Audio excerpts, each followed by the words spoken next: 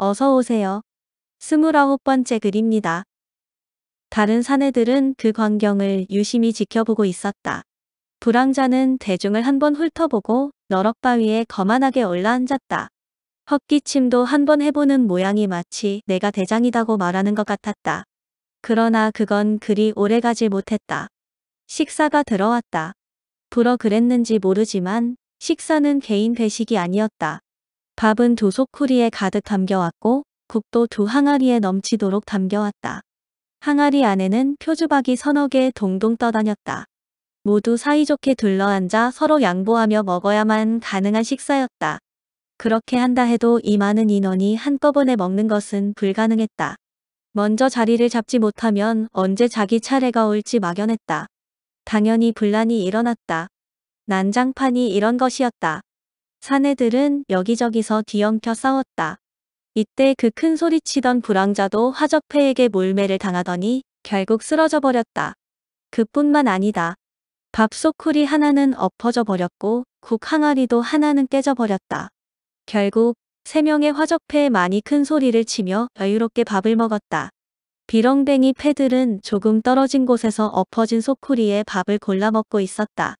화적패들은 사방에서 쏟아지는 사람들의 사나운 눈초리를 아예 무시하고 있었다. 오히려 가끔 눈을 부라리며 주위 사람들에게 겁을 주고 있었다. 사람들은 줄인 배를 참지 못해 그들에게 금방이라도 대들 기세였지만 실제로는 아무도 그곳에 접근하지 못했다. 화적패들이야말로 모든 사람을 실질적으로 제압하고 있었다. 이 광경을 한참 지켜보던 아재가 조용히 일어섰다. 그대로 지나치다가는 식사 때마다 밥도 챙기지 못할 뿐만 아니라 매번 이런 아수라장이 계속될 것이다. 아재는 개걸스럽게 먹고 있는 화적패들 앞에 성큼 다가갔다. 너 뭐야? 얼굴에 험한 흉터가 있는 화적이 입안에 밥풀을 튀기며 소리쳤다. 너희만 사람이고 다른 사람은 사람도 아니냐. 아재가 점잖게 말을 던졌다. 화적은 먹던 밥을 팽개치고 일어서면서 아재에게 주먹부터 날렸다. 커다란 주먹은 허공을 가르더니 아재의 손에 잡혀 등 뒤로 꺾여졌다. 통증으로 고개를 숙이는 화적의 턱에 아재의 무릎이 올라쳤다. 퍽 하고 이빨이 부서지는 소리가 났다. 흉터의 사내는 입에 피가 섞인 밥풀을 토하며 쓰러졌다. 남은 2명의 화적이 당황하여 두리번거리더니 소쿠리를 메고 왔던 막대를 하나씩 집어들었다. 두 사람이 제법 균형 잡힌 자세로 협공을 하며 들어왔다. 먼저 왼쪽 사내가 봉을 치켜들며 달려들었다. 그러나 봉이 내리쳐지기 전에 아재의 발이 녀석의 명치를 먼저 가격했다. 실로 번개 같은 동작이었다. 녀석의 봉이 떼굴떼굴 굴러 흉터의 사내 앞으로 굴러갔다. 아재가 다시 오른쪽 사내와 잠깐 대치하고 있을 때 흉터 사내가 봉을 들고 재빠르게 일어나 달려들었다. 아재는 뒤쪽에서 일어나는 상황을 전혀 모르고 있는 것 같았다. 화적의 봉은 정확히 아재의 뒤통수를 향해 떨어지고 있었다. 이를 구경하던 사람들은 이제 노란 옷의 사나이가 뒤통수가 터져 쓰러지는 모습을 상상하며 신음을 토했다. 그러나 봉은 신비하게도 허공을 가르고 있었다.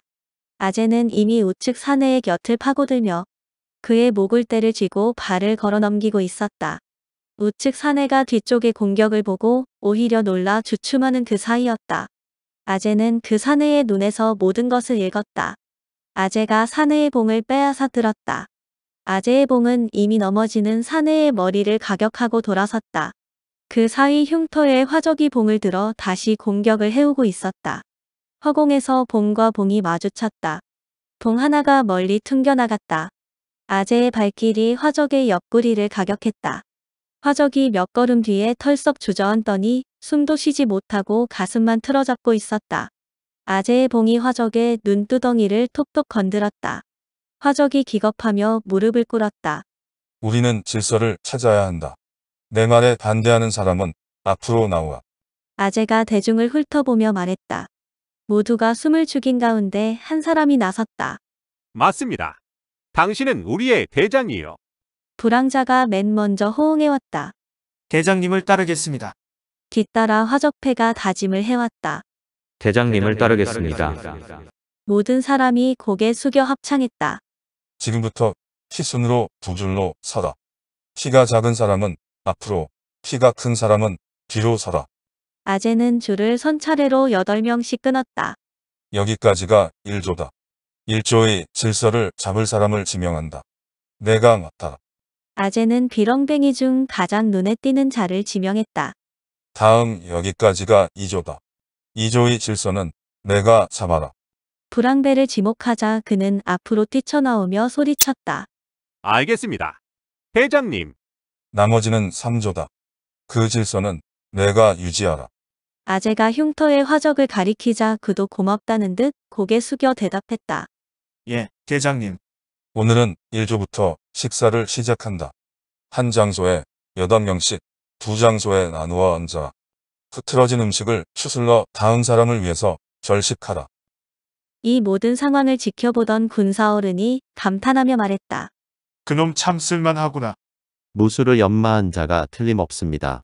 장수챙이 군사의 말을 거들고 나섰다.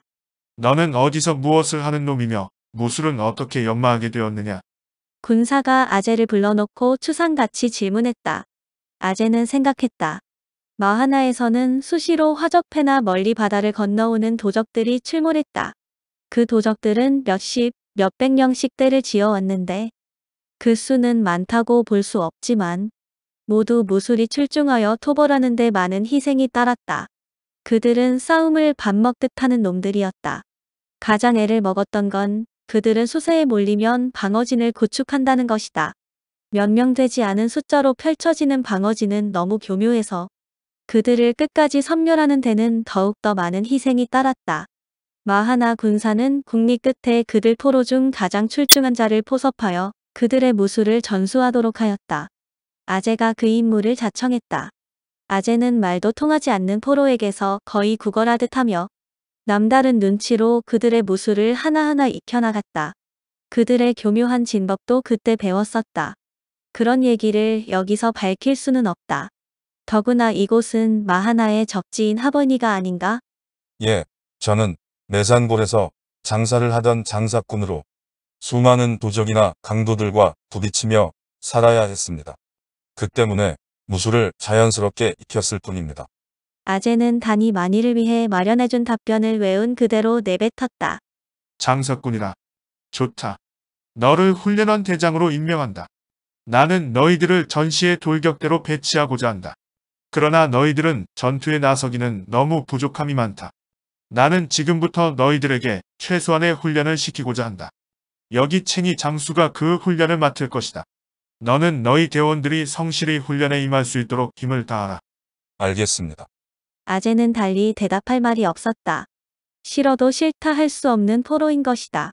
그저 목숨만 부지하며 어떤 기회가 오기를 기다리는 수밖에 없었다. 도련님들은 무사할까? 오직 그것만이 걱정스러울 뿐이었다. 다음 날부터 훈련은 시작되었다. 챙이 장수가 5명의 병사를 데리고 마당에 들어왔다. 아재는 그들을 대원들에게 소개하고 훈련에 성실히 임해달라고 부탁했다. 그러나 훈련이라는 게 치졸하기 짝이 없었다. 온종일 대원들을 도열만 시켰다. 도열이 마음에 들지 않으면 몇 번이고 마당을 개구리 뛰기로 돌게 하였다. 물론 아재는 훈련에서 열외되었지만 모든 대원이 반항 없이 훈련에 따르도록 독려하고 감시해야 했다. 이런 훈련은 대원들에게 전투 시 무의식적으로 명령에 따르도록 하는 세뇌 작업인지라 아재의 마음도 심히 불편했다. 대원들도 훈련에 불만을 품고 적극적으로 임하지는 않았다. 아재는 점점 지쳐갔다. 대원들을 적극적으로 감시하지 않았고 눈치껏 흉내만 내고 있었다. 그렇게 지루한 시간이 계속되던 중 누군가 아재에게 면회를 왔다는 전갈이 왔다. 천지에 아는 사람이 없는데 누가 면회를 왔다는 말인가? 그는 어쩌면 도련님들일지도 모른다는 생각이 들었다. 도련님들에게 무슨 일이 생겼기에 이런 모험을 하는 걸까? 걱정이 앞섰지만 도련님을 만날 수 있다는 기쁨에 가슴이 들떠올랐다. 마누라가 있었소. 일반인이라면 면회는 어림도 없지만 훈련원 대장이라 특별히 봐주는 거요. 밖으로 나서는 아재를 보며 경비병이 희죽거리며 말했다. 마누라라니 이건 또 무슨 소리인가? 아재는 어안이 벙벙해져 밖을 둘러보았다. 울타리 모퉁이에 서 있는 여인이 보였다. 생각지도 못한 동방내였다. 눈에 눈물을 가득 담고 초조하게 서성대고 있었다. 동방내는 아재를 보자마자 뛰어와 손을 붙잡고 말했다. 저 집을 나왔어요. 낭군님을 찾아 수소문하느라 얼마나 헤매고 다녔는지 몰라요. 아재는 기가 막혀 아무 말도 할 수 없었다. 그러나 가슴 한편으로 애틋한 감정이 피고 있었다. 그녀는 처녀처럼 머리를 풀어내렸고 수척했다. 눈에서는 눈물이 연신 흘러내리고 있었다. 그 눈물이 아재의 가슴을 지그시 짓눌렀다.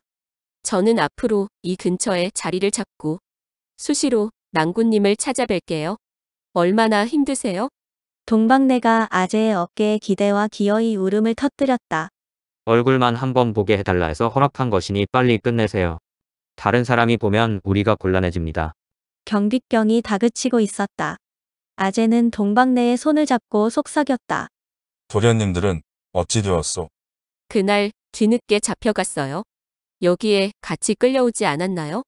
아니요. 내 부탁이 있소. 도련님들은 어찌 되었는지 꼭 알아봐 주시오. 비밀리 알아봐야 하오. 부디 부탁하오.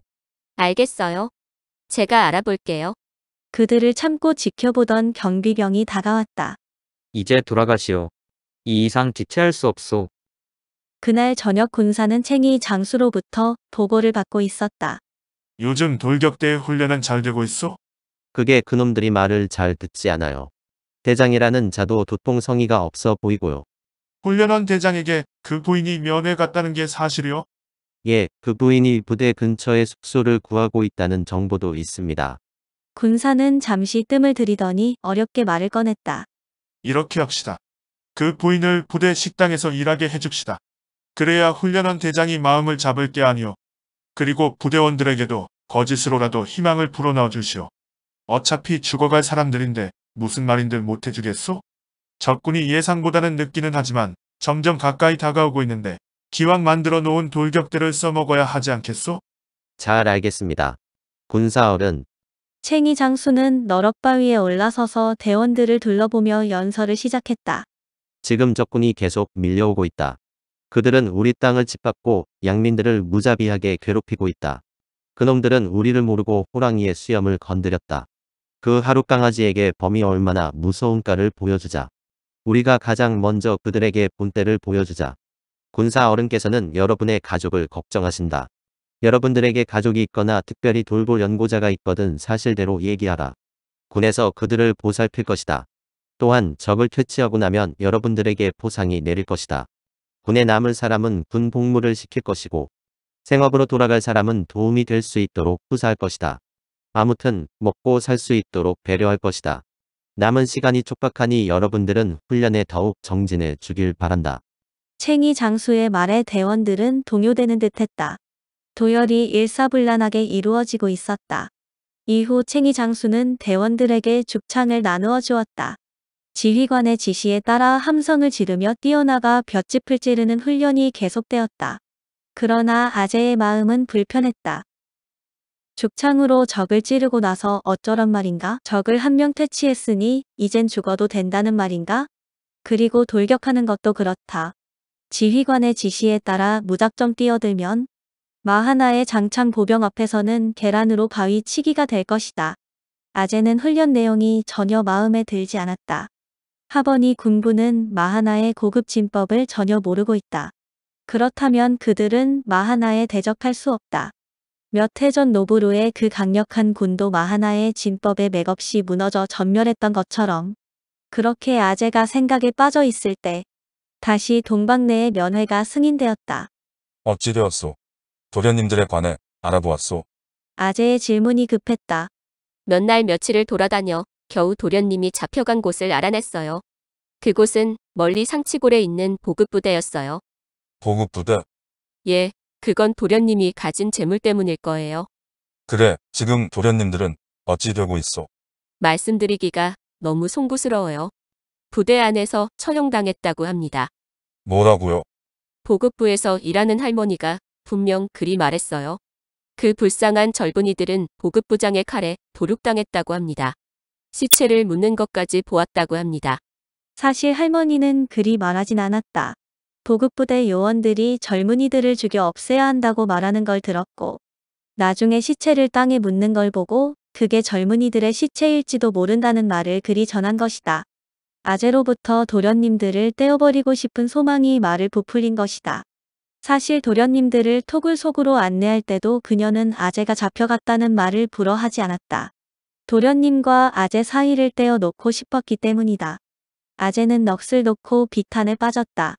어쩌면 이 모든 것이 자신의 탓인 양 싶었다. 어찌 이럴 수가. 그리 허망하게 가시다니. 나는 이제 어떻게 하나. 아성위두님이 임종 전에 하시던 말씀이 뇌리를 때렸다. 부디 내 아들을 지켜달라. 임종 전 위두님의 얼굴이 눈앞에 어른거려 견딜 수가 없었다. 잠을 이룰 수도 없었다. 인자하시던 위두님이 꿈에서도 나타나 화를 내시며 뭐라 말씀하시다 사라졌다. 그냥 이대로 있을 수는 없다. 도련님들의 원혼이라도 달래드리려면 최소한 복수라도 해드려야 할 것이 아닌가? 그러나 나 혼자 힘으로 어떻게 복수를 한다는 말인가? 여기서 막을 내리고 30번째 글로 다시 오겠습니다. 감사합니다.